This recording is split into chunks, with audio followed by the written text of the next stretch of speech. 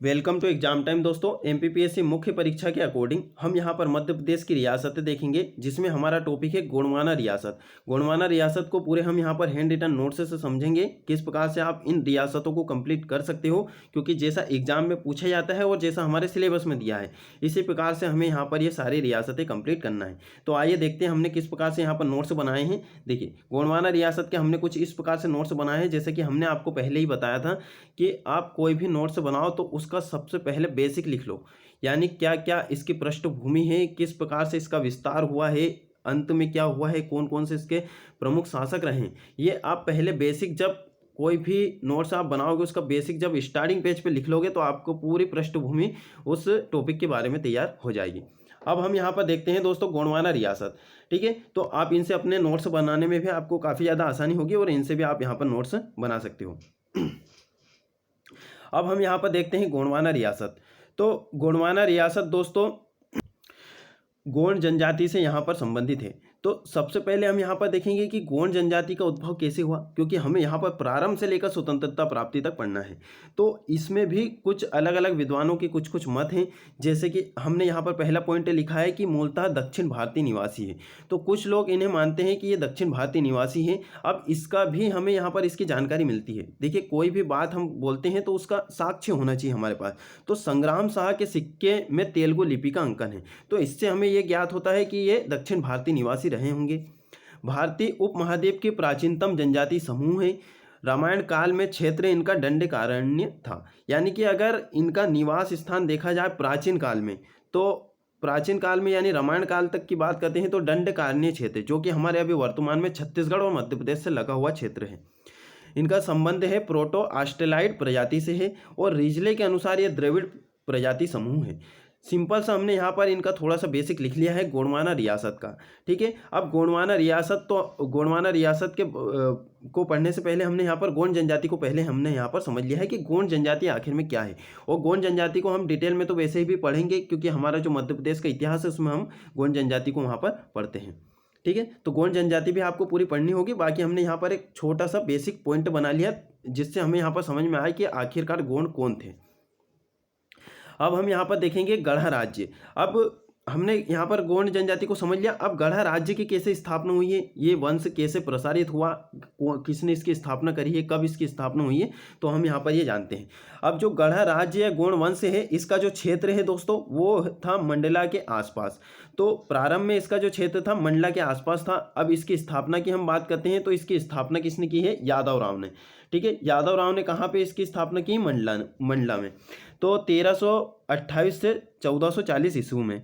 इसकी जानकारी हमें कहाँ से मिलती है, तो इसकी जानकारी हमें मिलती है रामनगर शिलालेख और गणेश नृप वर्णन में मिलती है। ठीक है, तो रामनगर शिलालेख में इसकी जो हमारे जो गोंड शासक हुए इनकी राजनीतिक चीज़ों की सबसे सर्वप्रथम जानकारी कहाँ से मिलती है, तो रामनगर शिलालेख में मिलती है। अगर इसके बारे में 3 मार्कर आता है तो आप ये लिख सकते हो कि गोंडों की राजनीतिक सत्ता की सर्वप्रथम जानकारी रामनगर शिलालेख से मिलती है। सर्वप्रथम की बात हो रही है यहाँ पर, और इसमें 54 शासकों का उल्लेख है। ठीक है, और इसका जो उत्खनन है किसने करवाया था, हृदय शाह ने करवाया था। तो ये आपके 3 मार्कर यहाँ पर कंप्लीट हो जाते हैं, यानी कि आप जब बेसिक लिखोगे तो वहाँ पर भी आपके काफ़ी 3 मार्कर कंप्लीट हो जाते हैं। अब गढ़ नृप वर्णन में इनमें 63 शासकों का उल्लेख है। ठीक है, तो इससे क्या है, इसमें क्रमानुसार जानकारी मिलती है। देखिए, इस वाले जो शिलालेख है इसमें क्या है, क्रमानुसार जानकारी मिलती है, और रामनगर शिलालेख में क्या मिलती है, सर्वप्रथम जानकारी मिलती है सबसे पहले, और इसका हृदय शाह ने उत्खनन करवाया था। तो इस प्रकार से आपको यहाँ पर ध्यान रखना है। 3 मार्कर भी आपके यहाँ पर कंप्लीट हो रहे हैं। अब हम यहाँ पर बात करते हैं प्रमुख शासक। प्रमुख शासक कौन कौन हुए, जैसे कि यदुराव या यादव राव। कहीं कहीं इनका नाम आपको यदुराव या यादव राव आपको देखने को मिलेगा। तो इन्होंने इसकी स्थापना की है, और इनके जो उत्तराधिकारी हैं काफ़ी यहाँ पर कुछ ऐसे अयोग्य शासक हुए हैं जिनके बारे में हमें यहाँ पर नहीं पढ़ना है, हमें पढ़ना है संग्राम शाह के बारे में। अब इनके 2 पुत्र थे। इनके जो बड़े पुत्र थे वो थे दलपत शाह, और छोटे पुत्र थे इनके चंद्र शाह। ठीक है, तो हमेशा जो राजा बनता है वो कौन बनता है, बड़ा ही पुत्र बनता है। तो दलपत शाह बना, है ना। उसके बाद में यहाँ पर शासक बना। उसके बाद में इनका जो विवाह हुआ था वो हुआ था दुर्गावती के साथ, और इनका एक पुत्र था जिसकी जो उम्र है वो 5 वर्ष थी, वीर नारायण। ठीक है, इसके बाद में हम यहाँ ये मान के चलते हैं कि जो गोंडवाना रियासत है या फिर जो गोंड राज्य है उनका यहाँ पर अंत होते गया।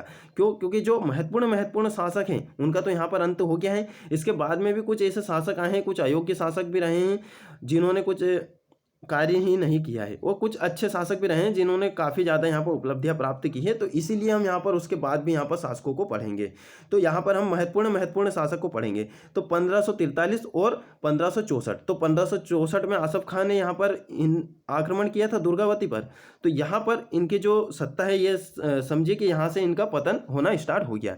फिर उसके बाद में देखिए जैसे कि संग्राम शाह का जो छोटा पुत्र था वो था चंद्र शाह था। तो आसफ खां क्या करता है, आसफ खां बाद में चंद्र शाह को राजगद्दी दे के और फिर चले जाता है। ठीक है, तो फिर यहीं से क्या होता है, यहाँ पर मुगल सत्ता का आधिपत्य स्थापित हो जाता है। कहाँ पर, गोंड राज्य पर, चंद्र शाह जैसे ही आता है।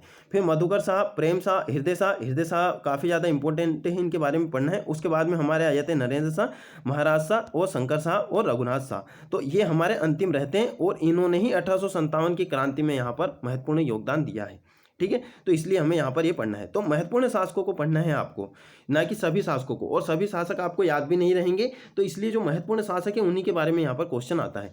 अब यहाँ पर हम देखते हैं, यहाँ पर हमने क्या लिखा है कि गोंडों की शारीरिक संरचना भारत में राजनीतिक सत्ता के रूप में सहायक सिद्ध हुई। क्यों? क्योंकि जो गोंड शासक थे इनकी जो शारीरिक संरचना ही इस प्रकार की थी कि यहाँ पर ये अनेक युद्ध जीते। उसके बाद में आप देखोगे गोंडों का यहाँ पर दो प्रकार से विभाजन था। एक को बोलते थे हम राजगोंड, एक को बोलते थे धूरगोंड। ठीक है, एक को बोलते थे धूरगोंड। तो जो धूरगोंड होते थे वो सामान्य वर्ग के जो गोंड होते थे, यानी कि सर्वसाधारण होते हैं, जो अपना छोटा मोटा कार्य किया करते थे, तो वो धूरगोंड होते थे। और जो राजगोंड होते थे, आप देखोगे ये जितने भी शासक हुए हैं ये राजगोंड से ही संबंधित थे। तो राजगोंड क्या थे, हमेशा से युद्ध वगैरह की क्रियाओं में भाग लेते थे, किसी शासक के साथ यहाँ पर लड़ाई करते थे। ठीक है, तो ये राजगोंड पहले से ही बलशाली थे। तो इन्होंने, इनकी जो शारीरिक संरचना है ये भी यहाँ पर कठोर थी, तो इस कारण भी इन्हें यहाँ पर सहायता मिली अपना राज्य स्थापित करने में। ठीक है, तो हमने यहाँ पर इसका पूरा बेसिक देख लिया है। और यहाँ पर 52 गढ़ों में प्रमुख, अब जो पूरी जो गोंडवाना राज्य है दोस्तों, तो देखिए यादूराव ने जब स्थापना की थी तो उन्होंने केवल एक गढ़ की स्थापना की थी, जो कि हमारा कहाँ है, मंडला में। उसके बाद में जो 52 गढ़ाधिपति कहा जाता है वो कहा जाता है संग्राम शाह को। तो इन्होंने पूरे 52 गढ़ की यहाँ पर स्थापना की थी। तो जितने भी गढ़ आपके आएंगे तो आपको जो उनकी स्थापना है, स्थापना में एक पॉइंट आपको यही लिखना है कि संग्राम शाह द्वारा ये स्थापित है। ठीक है, तो रामगढ़, देवगढ़, सिंगोरगढ़, धमोनीगढ़, गढ़ा जिसे मंडला भी कहा जाता है। तो ये जो गढ़ा है दोस्तों यही है मंडला। ठीक है, उसके बाद में चौड़ागढ़। तो ये प्रमुख हैं। इनके बाद में भी ढेर सारे गढ़ हैं, पूरे 52 गढ़ के तो नाम हमें याद होंगे नहीं, तो इसलिए आपको यही प्रमुख गढ़ के नाम यहाँ पर आपको याद रखना है। ठीक है, तो हमने यहाँ पर पूरा बेसिक यहाँ पर समझ लिया है। अब आ जाते हैं हम हमारे मेन चीज़ें पर कि कैसे कैसे प्रश्न आ सकते हैं और कैसे हमें यहाँ पर सोल्व करना है। अब आ जाते हैं हम यहाँ पर हमारी जो महत्वपूर्ण चीज़ें हैं। देखिए, आपको जो यादव राव है इसके बारे में आपका यहाँ पर ज़्यादा से ज़्यादा 5 मार्क का क्वेश्चन यहाँ पर आ सकता है, और 3 मार्क तो डेफिनेटली आना है। तो यादव राव के बारे में क्या याद रखना है कि ये सहलगांव निवासी थे, सहलगांव के निवासी थे, गोंड वंश के संस्थापक थे, जिसका स्त्रोत या हमें जानकारी कहाँ से मिलती है, रामनगर शिलालेख और उसके बाद गढ़े नृप वर्णन से। क्षेत्र इनका कहाँ था, मंडला या फिर गढ़ा। ठीक है, यह आपको यहाँ पर ध्यान रखना है। 1328 से 1440 में इनका शासनकाल रहा है और 1328 में इन्होंने गढ़ा राज्य की स्थापना की है। अब आते हैं हमारे सबसे प्रमुख शासक।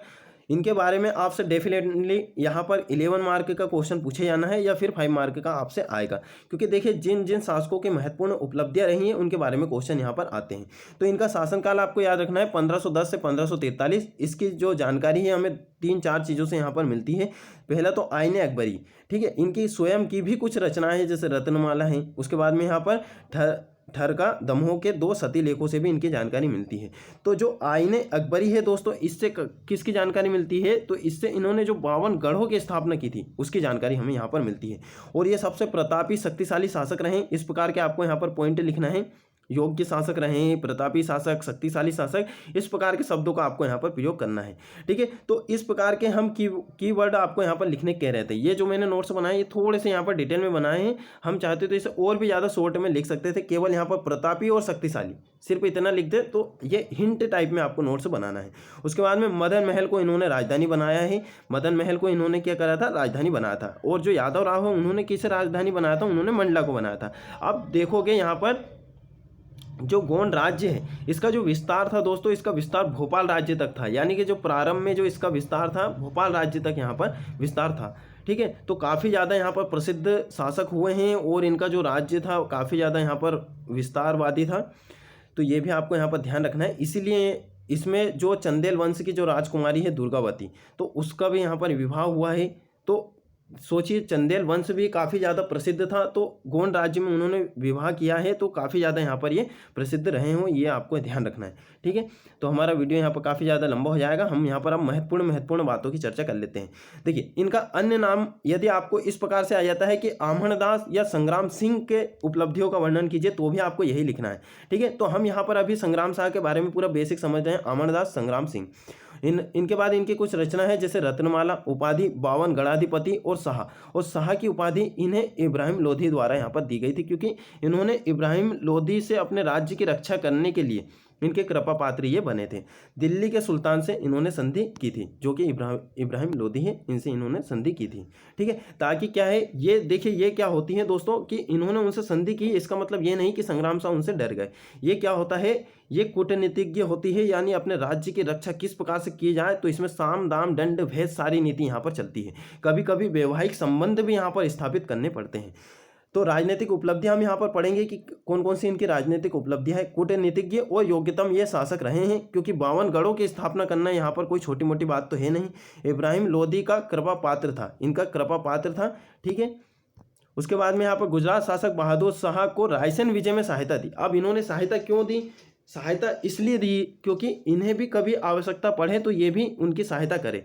ठीक है, और एक मैत्रवत संबंध यहाँ पर स्थापित किया गया, चंदेलों से यहाँ पर वैवाहिक संबंध स्थापित किए हैं। ठीक है, तो इनके भी यहाँ पर 2 महारानियाँ हुई थी, एक तो पद्मावती थी, है ना, और एक अन्य का नाम, खैर उनका नाम यहाँ पर इतना ज़्यादा इंपॉर्टेंट नहीं है। उसके बाद में बघेल शासक वीर सिंह देव के साथ यहाँ पर मधुर संबंध स्थापित किए। तो राजनीतिक उपलब्धियों में आप ये लिख सकते हो, और आप जो भी बुक पढ़ोगे उसमें भी आपको एक्स्ट्रा पॉइंट यहाँ पर दिखाई दे तो वो भी आप यहाँ पर लिख सकते हो। उसके बाद में इनका जो राज्य विस्तार है, सबसे पहली बात तो यही है, 52 गढ़ों की इन्होंने स्थापना की है और उपाधि इन्होंने प्राप्त की है 52 गणाधिपति की। इसकी जानकारी हमें मिलती है आईने अकबरी में। आईने अकबरी में विस्तार से आपको यहाँ पर इन 52 गढ़ों का भी वर्णन मिल जाएगा और किसने इसकी स्थापना की ये भी आपको पता चलता है। विस्तार कहाँ था, बालाघाट, मंडला, जबलपुर, भोपाल। ठीक है, तो यहाँ पर कुछ नाम हमने यहाँ पर लिखे हैं, बाकी यहाँ पर ढेर सारे नाम हैं। छिंदवाड़ा इस प्रकार से भी है, और भोपाल राज्य तक इनका विस्तार था। ठीक है, उसके बाद में स्थापत्य में योगदान, इनका स्थापत्य में क्या योगदान है। देखिए कोई भी शासक को हम एक चीज़ के भरोसे तो देखेंगे नहीं कि ये कुशल शासक है, इन्होंने इतने युद्ध लड़े हैं, इन्होंने स्थापत्य में क्या योगदान दिया है, कला के क्षेत्र में क्या योगदान दिया है, विद्वानों को संरक्षण दिया है कि नहीं, इस प्रकार से हम यहाँ पर देखते हैं किसी भी शासक को। ठीक है, उसके बाद में इन्होंने चोरागढ़ दुर्ग नरसिंहपुर में इसका निर्माण कराया। अब ये चोरागढ़ जो दुर्ग है दोस्तों, इसी को बाद में दुर्गावती ने क्या करा था, अपने राज्य की राजधानी बनाया था। और इन्होंने किसे राजधानी बनाया है, मदन महल को बनाया है। दमोह में संग्रामपुर गांव इन्होंने बनाया है। मदन महल भवन जबलपुर में, उसको किसने बनवाया, संग्राम शाह ने बनवाया है। संग्राम सागर सरोवर का निर्माण कराया है। देखिए नाम से ही आपको यहाँ पर स्पष्ट हो जाता है। बाजना मठ तांत्रिक विद्या केंद्र। तो आप यहाँ पर देखोगे जो संग्राम शाह थे ये भैरव यानी बटुक भैरव थे, है ना। बटुक भैरव के यहाँ पर काफ़ी ज़्यादा यहाँ पर प्रसिद्ध भक्त हुए हैं, इसलिए उन्होंने बाजना मठ का यहाँ पर एक तांत्रिक विद्या का केंद्र बनाया था। तो यहाँ पर साधन स्थली थी ये, यहाँ पर अनेक साधु यहाँ पर साधन करने के लिए यहाँ पर आते थे। तो ये काफ़ी ज़्यादा यहाँ पर ये इंपॉर्टेंट है, यही इनका साहित्य में या फिर स्थापत्य में योगदान है, ये आपको यहाँ पर ध्यान रखना है। उसके बाद में कला साहित्य, सिक्कों पर तेलुगु लिपि का अंकन, तो ये इनकी कला साहित्य से संबंधित है। उसके बाद में इन्होंने भी रचना की है रत्नमाला, जो कि संस्कृत भाषा का एक ग्रंथ है। विद्वानों को इन्होंने संरक्षण दिया है। दामोदर ठाकुर जिन्होंने 2 निबंध लिखे हैं दोस्तों, संग्राम शाही विवेक दीपिका, उसके बाद में दिव्य निर्णय। ठीक है, यह आपको यहाँ पर ध्यान रखना है। ये हमने यहाँ पर देख लिए हैं संग्राम शाह के बारे में। अब आ जाते हैं हम यहाँ पर रानी दुर्गावती के बारे में। देखिए प्रमुख शासकों के बारे में हम यहाँ पर पढ़ेंगे। तो आप देखोगे यहाँ पर रानी दुर्गावती, तो रानी दुर्गावती के बारे में थोड़ा सा हम यहाँ पर बेसिक समझ लेते हैं। तो रानी दुर्गावती 1550 से 1564। अब 1564 के बाद में यहाँ पर क्या होता है, मुगलों का यहाँ पर आधिपत्य स्थापित हो जाता है। तो यहाँ पर इनके पतन स्टार्ट हो जाता है गढ़ राज्य का। तो इनका जो क्षेत्र था गढ़ राज्य था, जन्म इनका हुआ था 1524 में, कालिंजर किला महोबा में इनका जन्म हुआ था। ठीक है, महोबा की ये राजकुमारी थी। और देखिए महोबा की ये राजकुमारी थी, इनको बचपन से ही यहाँ पर अस्त्र शस्त्र की विद्या में ही निपुण थी। पिता इनके थे कीर्तिवर्मन जो कि चंदेल वंश के शासक थे। पति थे इनके दलपति शाह। दलपति शाह किसका पुत्र था? ये था संग्राम शाह का। और इनका जो पुत्र था रानी दुर्गावती का, ये था वीर नारायण। ठीक है, तो ये बाद में इन्होंने वीर नारायण के संरक्षिका बन के शासन किया था। तो अब देखिए यहाँ पर क्या क्या स्थितियाँ उत्पन्न हुई। 1550 में दलपति शाह की मृत्यु तथा पुत्र की कम आयु होने के कारण उसकी संरक्षिका बन राज्य की बागडोर यहाँ पर संभाली।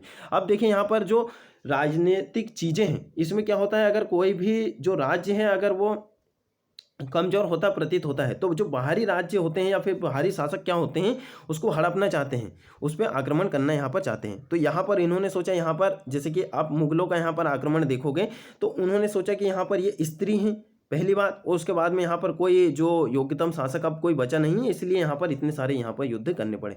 बाकी रानी दुर्गावती ने भी यहाँ पर अपने कौशलता का यहाँ पर परीक्षण जो क्या है परिचय दिया है। युद्ध संघर्ष, अब इन्होंने महत्वपूर्ण 3 युद्ध या संघर्ष किए हैं। सबसे पहला इनको अफगान सरदारों को पराजित किया था इन्होंने और अपनी सेनाओं में शामिल किया था। सेकंड की बात करते हैं, बाज बहादुर जो कि मालवा के शासक थे, 1556 ईस्वी में यहाँ पर क्या किया था, जो बाज बहादुर था इनको भी यहाँ पर पराजित किया था। तो इन्होंने बाद में युद्ध करना ही यहाँ पर छोड़ दिया। ठीक है, उसके बाद में यहाँ पर आसफ खां जो कि मुगल सूबेदार था। ठीक है, तो ये 1564 में इन्होंने यहाँ पर युद्ध किया था। ठीक है, इसमें रानी की यहाँ पर पराजय हुई थी और वीरगति को यहाँ पर रानी प्राप्त हो गई थी। अब इन्होंने कुछ महत्वपूर्ण कार्य किए हैं रानी दुर्गावती ने। तो देखिए सबसे महत्वपूर्ण कार्य इनका क्या है, राज्य की सुरक्षा। ठीक है, तो इन्होंने राज्य की सुरक्षा कैसे की, आप इस प्रकार से तो बोल नहीं सकते कैसे यहाँ पर, तो हमें यहाँ पर पता भी तो होना चाहिए कि किस प्रकार से राज्य की सुरक्षा की। तो इन्होंने राजधानी परिवर्तन करके यहाँ पर राज्य की सुरक्षा की है। उसके बाद में ये युद्ध भी लड़े हैं, तो ये भी राज्य की सुरक्षा के अंतर्गत ही आता है। तो इन्होंने राजधानी को परिवर्तित किया, चौरागढ़ यहाँ पर ये राजधानी को ले गए, जिसमें पहले इनकी राजधानी क्या थी, मदन महल थी। उसके बाद में कुशल प्रशासक एवं योद्धा हैं, क्योंकि आसम खां के आक्रमण का इन्होंने सामना किया। ठीक है, आप देखोगे कि जो मुगल था, है ना, तो जो मुगल साम्राज्य था वो काफ़ी ज़्यादा विस्तारवादी था, ढेर सारी उनके पास सेनाएं थी। तो यहाँ पर इन्होंने पीठ दिखाने के बजाय इन्होंने सोचा कि हम यहाँ पर युद्ध करेंगे। तो आसफ खां के आक्रमण का इन्होंने सामना किया, यानी कि पीछे नहीं हटे। आप हारो या जीतो वो तो बात की बात है, बाकी आपको सबसे पहला कार्य क्या है, आपको वहाँ पर उसका सामना करना है। ठीक है, तो इसी प्रकार का आपका दोस्तों MPPSC मुख्य परीक्षा की तैयारी के दौरान भी होता है। अभी आपके जैसे यहाँ पर रिजल्ट नहीं आ रहे हैं, बहुत सारे जो चीज़ें हैं आपका उसमें मन नहीं लग रहा है, तो आपका देखिए आपके एग्ज़ाम होगा या नहीं होगा, अभी आपके सामने क्या चीज़ें हैं कि आप अपनी तैयारी को यहाँ पर मजबूत करें। और जो अभी इस समय में तैयारी को मजबूत कर लेगा तो वो आगे जाके अच्छी रैंक यहाँ पर प्राप्त करेगा। तो आपको क्या करना है, अभी अपनी तैयारी पर यहाँ पर अच्छे से ध्यान देना है। अब बात करते हैं सहिष्णु किस प्रकार से हैं, क्योंकि सेना में इन्होंने खान जहाँ उकित जैसे मुस्लिम थे, तो इनकी सेनाओं में इनके क्या थे, यानी कि इन्होंने मुस्लिम और हिंदू सभी व्यक्तियों को यहाँ पर नौकरी प्रदान की थी या फिर यहाँ पर रखे थे। ठीक है, तो इनसे क्या है, इनके सहिष्णुता का यहाँ पर पता चलता है कि ये कितने धार्मिक सहिष्णु है। विद्वानों को इन्होंने संरक्षण दिया था, जैसे महेश ठाकुर, दामोदर ठाकुर, इस प्रकार के महत्वपूर्ण व्यक्तियों को इन्होंने संरक्षण दिया था। प्रजा हितैषी व धार्मिक महिला थी, इन्होंने कुछ धार्मिक कार्य भी किए हैं। प्रजा हितैषी भी थी, प्रजाओं के यहाँ पर ये सुनती थी, जो भी तकलीफ या दुख आते थे वहाँ पर उसका समाधान किया जाता था। निर्माता भी हैं, जबलपुर में इन्होंने 7 ताल बनाए हैं, रानी ताल, आधार ताल, इस प्रकार के आप यहाँ पर कुछ ताल का यहाँ पर वर्णन कर सकते हो। ठीक है, उसके बाद में अब बात करते हैं, आपसे 3 मार्क में पूछा जा सकता है कि रानी दुर्गावती और बाज बहादुर से संघर्ष 1956, ये 1556। ठीक है, तो 5 मार्क में भी आपसे इस प्रकार का क्वेश्चन आ सकता है, क्योंकि एक बार का यहाँ पर क्वेश्चन आ चुका है कि रानी दुर्गावती और मुगलों के बीच संघर्ष का वर्णन कीजिए। तो 5 मार्क में आपका इस प्रकार से क्वेश्चन आ सकता है। तो इसे ही आप थोड़ा सा यहाँ पर विस्तार देके 5 मार्क में यहाँ पर डील कर सकते हो। कैसे, तो आप यहाँ पर डील करोगे, देखिए तो रानी दुर्गावती कहाँ की शासक हैं, तो ये है मंडला की। ठीक है, मंडला की, या फिर आप यहाँ पर देखो गढ़ राज्य की। उसके बाद में बाज बहादुर कहाँ के हैं, मालवा के शासक हैं। अब इनके बीच में युद्ध कब हुआ, तो ये 1556 ईस्वी में हुआ। कब हुआ, उसका कारण क्या रहा है, ठीक है, और उसके मतलब कि किस प्रकार से युद्ध का मतलब कि युद्ध का विस्तार या फिर कुछ महत्वपूर्ण बातें आप यहाँ पर ये लिख सकते हो। ठीक है, प्रथम आक्रमण में चाचा फतेह खां का युद्ध भूमि में मारा गया। तो ये इनके जो चाचा थे बाज बहादुर के, तो चाचा फतेह का युद्ध भूमि में मारे गए। दूसरे आक्रमण में बाज बहादुर गढ़ा में पराजित हुआ, अतः उसने गढ़ा जीतने का विचार यहाँ पर त्याग दिया। तो कब हुआ, क्या कारण था, उसके बाद में क्या परिणाम हुआ, तो इस प्रकार से आप यहाँ पर 5 मार्क में इसे बना सकते हो।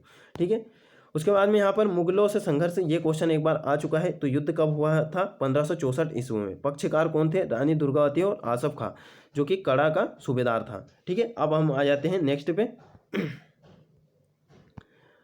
अब यहाँ पर देखेंगे कि किस प्रकार से यहाँ पर, अब आपसे अगर यही क्वेश्चन अगर दोबारा आता है तो आप इस प्रकार से यहाँ पर लिखोगे कि आक्रमण के समय रानी सिंगोरगढ़ किले में थी। तो हम ये क्या कर रहे हैं, युद्ध का वर्णन कर रहे हैं, किस किस प्रकार से पूरी युद्ध की प्रक्रिया रही। तो आक्रमण के समय रानी जो दुर्गावती थी वो कहाँ थी, सिंगोरगढ़ किले में थी। ठीक है, तो अब इनकी जो राजधानी थी वो कहाँ थी, चौरागढ़ में थी। अब नरई प्रथम दिन युद्ध में रानी जीती। तो प्रथम दिन युद्ध में क्या हुआ, रानी जीत गई। दूसरे दिन रानी अत्यधिक घायल हो गई। अब दूसरे ही दिन क्या हुआ कि रानी अत्यधिक घायल हो गई तथा खुद को कटार मारकर वीरगति को यहाँ पर प्राप्त हुई।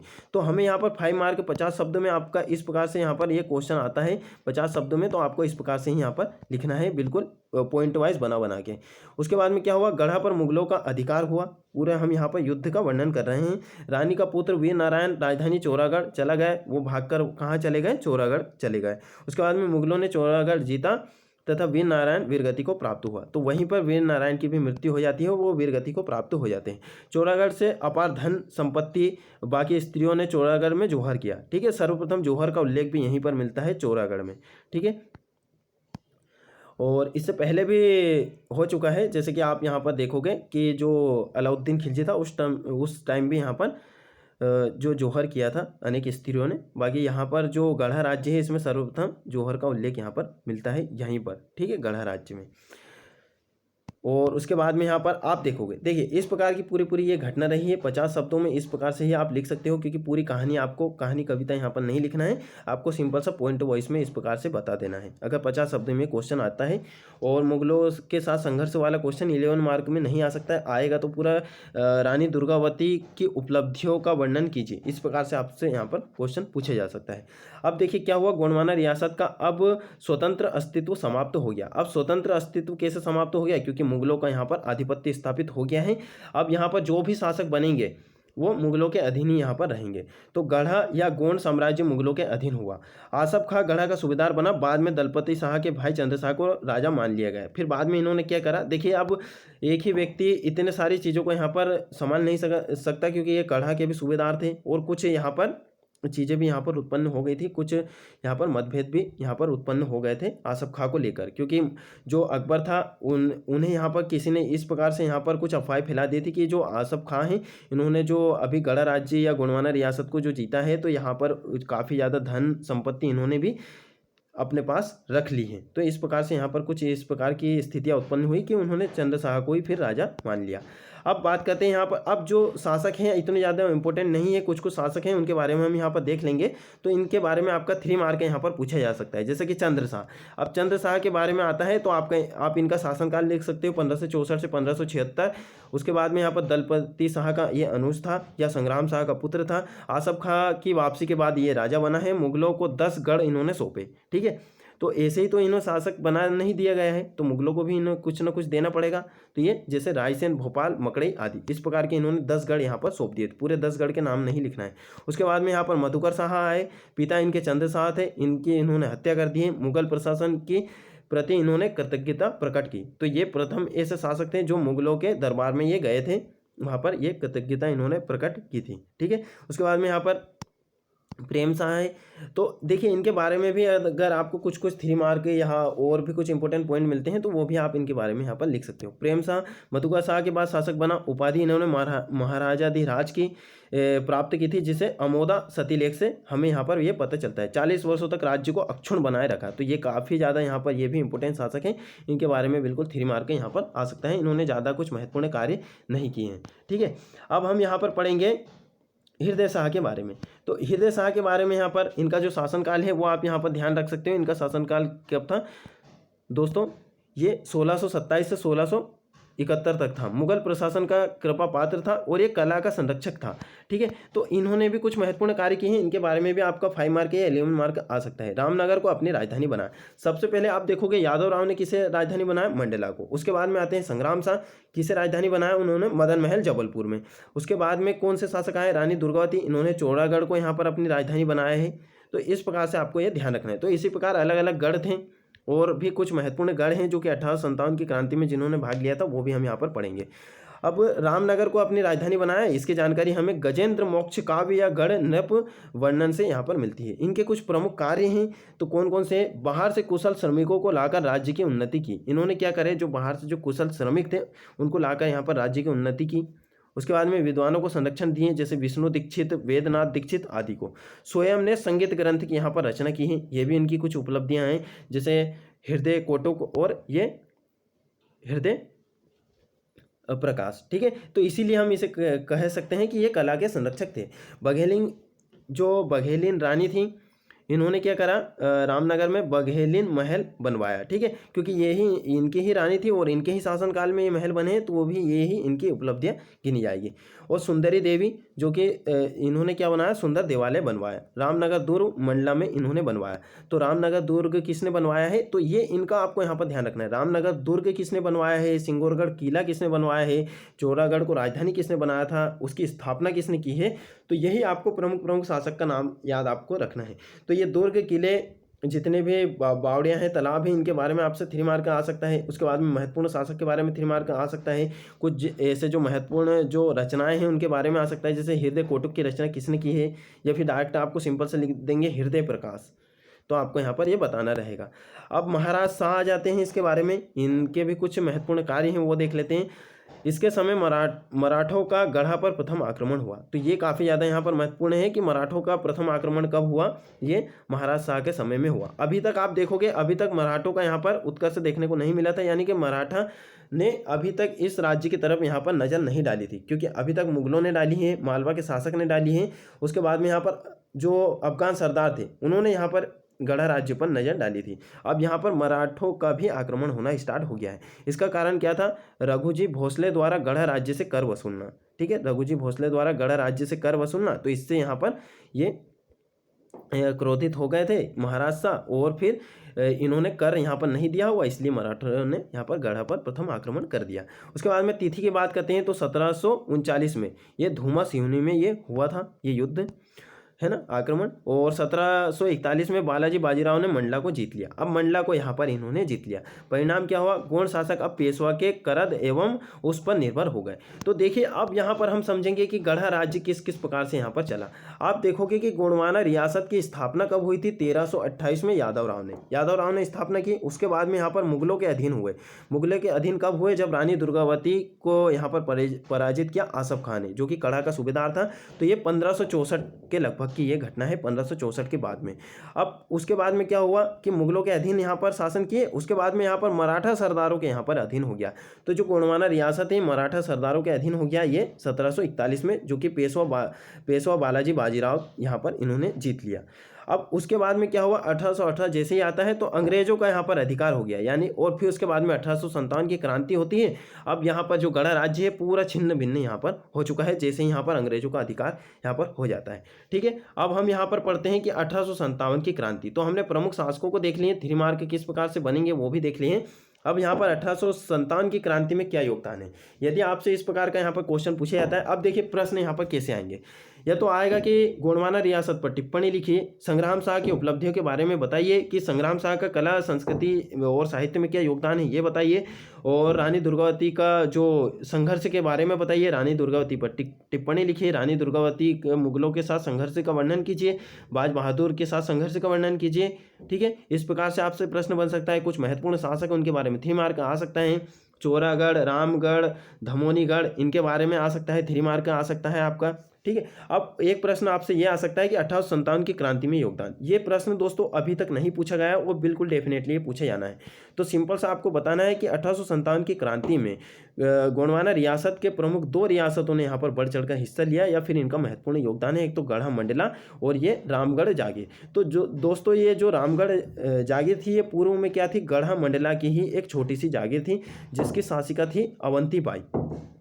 ठीक है। तो 1857 की क्रांति में इन 2 ही जो क्षेत्र ही इन्होंने प्रमुख योगदान दिया, इधर शंकर शाह और रघुनाथ शाह। ठीक है। शंकर शाह के बारे में क्वेश्चन आ चुका है 2019 में 3 मार्क में। ठीक है। अब अवंतीबाई के बारे में भी यहाँ पर आ सकता है। अब यहाँ पर शंकर शाह और रघुनाथ शाह के बारे में पढ़ेंगे तो ये अंग्रेजों की हड़प नीति का विरोध करते थे। ठीक है। अंग्रेजों की हड़प नीति का ये विरोध करते थे। अब शंकर शाह ने जबलपुर में विद्रोहियों का नेतृत्व किया। तो सर्वप्रथम यहाँ पर विद्रोहियों का नेतृत्व क्या किन्होंने किया, शंकर शाह ने जबलपुर में किया। आप देखोगे कि जो छोटे छोटे या फिर जो सामान्य वर्ग के व्यक्ति अगर वो नेतृत्व करते हैं तो इतना ज़्यादा विस्तारित यहाँ पर विद्रोह नहीं हो पाता है। अगर कोई शासक यहाँ पर आ जाता है तो यहाँ पर बहुत ही काफ़ी ज़्यादा यहाँ पर विस्तार भी होता है, अनेक लोग उससे जुड़ते भी हैं, विद्रोह में साथ भी देते हैं और अच्छा इम्पैक्ट यहाँ पर पड़ता है। इसलिए यहाँ पर संग्राम शाह आगे आए, इन्होंने जबलपुर में विद्रोहियों का नेतृत्व किया। अब इन्होंने नेतृत्व किया तो काफ़ी यहाँ पर जितने भी जो गोंड राज्य के जो सर्वसाधारण जो व्यक्ति हैं वो भी यहाँ पर बढ़ चढ़कर उन्होंने हिस्सा लिया। तब जाके यहाँ पर 1857 की क्रांति में इसे सफल बनाने के लिए ये अग्रसर होने लगे। अब इसका कारण क्या था, कारण यह था कि अंग्रेजों की 52वीं रेजिमेंट का कमांडर जनरल क्लार्क द्वारा जनता पर अत्याचार किया जाना। तो इनकी जो राज्य की जो जनता है इन पर यहाँ पर ये जो जनरल थे क्लार्क, इनके द्वारा बहुत अत्याचार यहाँ पर किया जा रहा था और अंग्रेजों की हड़प नीति से भी ये परेशान थे क्योंकि कई सारे जो गढ़ हैं, कई सारी जो रियासतें हैं, इनको इन्होंने पहले ही अंग्रेजों ने हड़प लिया था। तो इन्हें भी यहाँ पर काफ़ी यहाँ पर ज़्यादा डर था कि हमारा जो राज्य है इनको भी यहाँ पर हड़प न ले। क्लार्क ने भद्दा सिंह को, अब देखिए अब इसकी पूरी प्रोसेस क्या है, कैसे कैसे यहाँ पर युद्ध हुआ इनका। तो क्लार्क ने भद्दा सिंह को नकली फकीर बनाकर राजमहल में भेजा और शंकर शाह का सारा भेद जान लिया। अब इन्होंने क्या किया है कि जो भद्दा सिंह है ना, तो इस प्रकार के कुछ कुछ गद्दार व्यक्ति भी रहे हैं जो क्या करते थे, जो अंग्रेजों का यहाँ पर साथ देते थे कुछ धन संपत्ति के लालच में या पद या प्रतिष्ठा की लालच में। तो अंग्रेज अफसरों ने शंकर शाह और पुत्र रघुनाथ शाह को बंदी बना लिया। अब इन्होंने ये जैसे कि यहाँ पर जबलपुर में विद्रोहियों का इन्होंने नेतृत्व किया। अब इसके बारे में यहाँ पर क्लार्क ने क्या सोचा, भद्दा सिंह को यहाँ पर भेजा, उनके कुछ जो आगामी जो चीज़ें हैं कि किस प्रकार से ये आंदोलन या फिर विद्रोहियों का नेतृत्व करेंगे, आगे इनकी क्या प्रक्रिया रहेगी, ये सब इन्होंने जान लिया और उन्होंने क्या करा, इन पर राजद्रोह का इन्हें पे मुकदमा चला दिया शंकर शाह और रघुनाथ शाह पर और इन्हें बंदी बना लिया। अब क्या हुआ कि 18 सितंबर 1857 को, ये डेट आपको याद रखनी है, ये आप डेट वहाँ पर एग्जाम में लिखोगे तो काफ़ी ज़्यादा इंपैक्ट पड़ेगा। पिता पुत्र को तोप के मुंह से बांधकर उड़ा दिया गया। ठीक है। तो इस प्रकार से इन पर कुछ केस भी चले, उसके बाद में यहाँ पर इन्हें क्या करा, तोप से बांधकर उड़ा दिया। अब क्या हुआ, शंकर शाह की पत्नी रानी फूल कुंवर ने मंडला में एक सेना का गठन किया तथा अंग्रेजों के विरुद्ध लड़ी। तो इन्होंने भी यहाँ पर ये प्रयास नहीं छोड़ा, विद्रोहियों का साथ यहाँ पर ये देते रहे, अंग्रेजों के खिलाफ ये लड़ते रहे। तो इनकी जो पत्नी थी रानी फूल कुंवर, इनके बारे में भी यहाँ पर 3 मार्क आ सकता है कि इन्होंने एक सेना का गठन किया है, अंग्रेजों के विरुद्ध लड़ती गई और जो अपने जो पति थे उनकी यहाँ पर मृत्यु का यहाँ पर बदला लेने के लिए तत्पर थी। इस प्रकार से यहाँ पर क्वेश्चन आ सकता है रानी फूल कुंवर के बारे में। अतः महाकौशल क्षेत्र में स्वतंत्रता संग्राम का उद्भव शंकर शाह के प्रयासों से ही हुआ, जो सर्वप्रथम अंग्रेजी साम्राज्यवाद के विरुद्ध ये खड़े हुए। तो सर्वप्रथम गढ़ा में ही यहाँ पर ये अंग्रेजी साम्राज्यवाद के ये विरुद्ध खड़े हुए थे संग्राम शाह नहीं, सॉरी दोस्तों, शंकर शाह। ठीक है, शंकर शाह। उसके बाद में यहाँ पर अब आ जाते हैं अवंतीबाई पे। अवंतीबाई के बारे में हम यहाँ पर थोड़ा बेसिक समझ लेते हैं कि गढ़ा मंडला की रामगढ़ जागीर की ये शासिका थी। इनका जन्म हुआ था मनखेड़ी में 1831 में। इनके पति थे विक्रमजीत सिंह। ठीक है, कौन थे, विक्रमजीत सिंह, ना कि विक्रमादित्य। यहाँ पर हमने पहले विक्रमादित्य लिख दिया था, तो विक्रमजीत सिंह इनका पुत्र। इनके जो 2 पुत्र थे, अमान शाह और शेर सिंह। इनकी जो सहायिका थी वो गिरधारी बाई थी। ये भी आपको यहाँ पर ध्यान रखना है, इनकी भी काफ़ी यहाँ पर ज़्यादा उपलब्धियाँ यहाँ पर आती। गिरधारी बाई के बारे में 3 मार्क यहाँ पर आ सकता है। उसके बाद में देखिए यहाँ पर क्या हुआ कि लक्ष्मण सिंह की मृत्यु। अब ये कौन थे, ये इनके जो विक्रमजीत सिंह थे इनके पिता थे, यानी कि अवंतीबाई के कौन थे, ये ससुर थे। तो लक्ष्मण सिंह की यहाँ पर मृत्यु हो चुकी है। उसके बाद में विक्रमजीत सिंह के मानसिक रूप से विक्षिप्त होने पर अवंतीबाई राजकोष देखने लगी या राजकाज देखने लगी। ठीक है, तो अब क्या हुआ, यहाँ पर अंग्रेजों में एक रूल चलता था, उनकी एक हड़प नीति का एक रूल था कि जो भी राज्य का शासक या तो मानसिक रूप से विक्षिप्त हो जाता है या फिर उसकी कोई संतान नहीं रहती है, तो वो क्या करते हैं, अंग्रेजों का वहाँ पर एक तहसीलदार नियुक्त कर देते हैं। ठीक है, अंग्रेज अपना एक तहसीलदार नियुक्त कर देते हैं, यानी कि अंग्रेजों के अधीन यहाँ पर ये आ जाते हैं। उस राज्य का शासन संचालन जो कौन करते हैं, अंग्रेज करते हैं। वहाँ पर जो शासक जो रहते हैं तो वो क्या है, सिर्फ कठपुतली बनकर यहाँ पर रह जाते हैं। तो इस प्रकार से रानी अवंतीबाई को ये सब चीज़ें यहाँ पर अच्छी नहीं लग रही थी। तो अब हुआ क्या, अब विद्रोह का कारण क्या हुआ कि रानी अवंतीबाई ने विद्रोह क्यों किया, तो रियासत को कोर्ट ऑफ वार्ड्स के अधीन इन्होंने कर दिया। अंग्रेजों ने क्या करा, कोर्ट ऑफ वार्ड्स के अधीन कर दिया, यानी कि अब आपके यहाँ पर पति क्या है, मानसिक रूप से विक्षिप्त हैं और आपके जो पुत्र हैं वो काफ़ी ज़्यादा यहाँ पर अभी छोटे हैं। तो अब शासन का संचालन ठीक तरीके से नहीं कर पाओगे, तो अंग्रेजों ने क्या करा, वहाँ पर एक तहसीलदार नियुक्त कर दिया। और दूसरा कारण यह है कि अंग्रेजों द्वारा राजा विक्रमजीत सिंह को क्या करा, अयोग्य घोषित कर दिया। गढ़ा मंडला के शंकर शाह को मृत्युदंड देना। ठीक है, तो ये भी क्या है, देखिए जैसे कि गढ़ा मंडला, अब इन्होंने देखा कि गढ़ा मंडला में शंकर शाह है। ठीक है, शंकर शाह को मृत्युदंड दे दिया है, तो इससे भी यहाँ पर काफ़ी ज़्यादा यहाँ पर इन्हें क्रोध आया। उसके बाद में अंग्रेजों की हड़प नहीं थी, ये प्रमुख कारण हुए। अब आपसे ऐसा पूछा जाए कि 1857 की क्रांति में शामिल होने के क्या कारण थे अवंतीबाई के 1857 की क्रांति में शामिल होने के कारण लिखे, तो यही आप कारण यहाँ पर लिख दोगे। ठीक है, अब इसका परिणाम क्या हुआ, इसका परिणाम ये हुआ कि 1 अप्रैल 1858 को अवंतीबाई ने अपनी सेना के साथ लेफ्टिनेंट वार्डर पर मंडला में हमला किया। ठीक है, इन्होंने हमला किया इस पर किस पर, लेफ्टिनेंट वार्डन पर। ठीक है, तो इस प्रकार की कीवर्ड आपको लिखना है। और रानी का संघर्ष केंद्र देवरगढ़ था। ठीक है, देवरगढ़ था।